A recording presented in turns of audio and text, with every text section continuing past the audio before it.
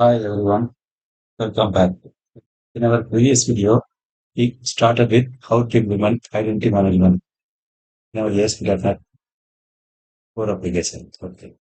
So in our last session, we created the user table as well as we installed the naked packages. So now we are going to continue with how to migrate that tables into our SQL Server database. And after migrate, definitely we will get some tables in our database. So we are going to see the structure of the database tables.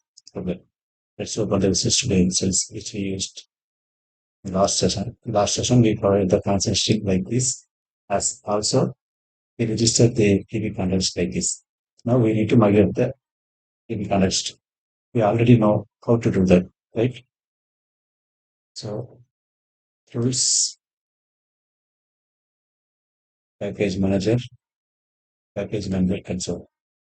Here we need to choose our current project, that is my user manager. In our previous sessions, we already discussed about two commands to migrate the script. Okay? One is add migration, other is update database. So first add migration, you can provide some name, my identity. You can provide any name.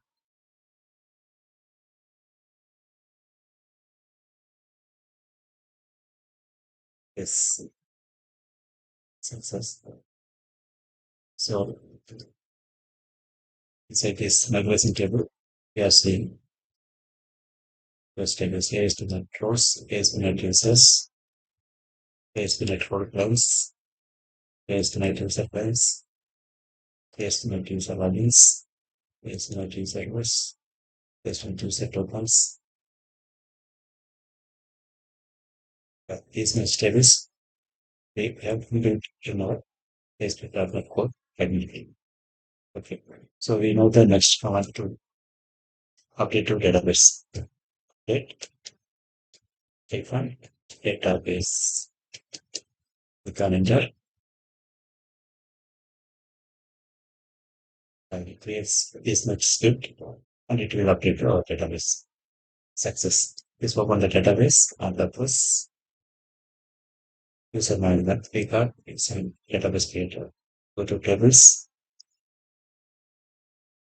See if these mesh tables get created by default. No need to maintain these tables and no need to create a script for nodes outside. So all the things maintained by SQL report identity management. Let's open each table and let's see what level. This is SNet users.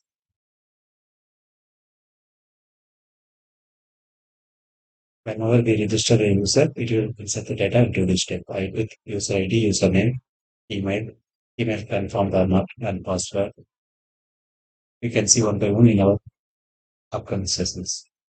And so we have SNet roles. In this table, we can provide the name roles like manager, admin, values, normal user, or super user like that. We can in here. Also, we have SNet user claims. It is users with claims. We can discuss about the claims in our comment sessions. Also, we have ASP.NET user logins. Whenever user login, for this, whenever user login, this table get inserted. Provided key and provider this table. ASP.NET user roles. In this table, we will have which user ID where which you have. Assume in user table, we have ID, user ID as one and username as something.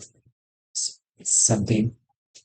So this, but in role table, we will use a role ID as 10 with role name admin. So if we mark 110, that means user service is admin. That way, that will be marked. Okay. So it is better to create some thread operations with the users, create user, update user, edit user, and display user. On the time, this table get inserted and we can see what when in which operation what table get inserted. On that way, we can see. So in our next session, we can see some simple thread operation in these tables. Thanks for watching.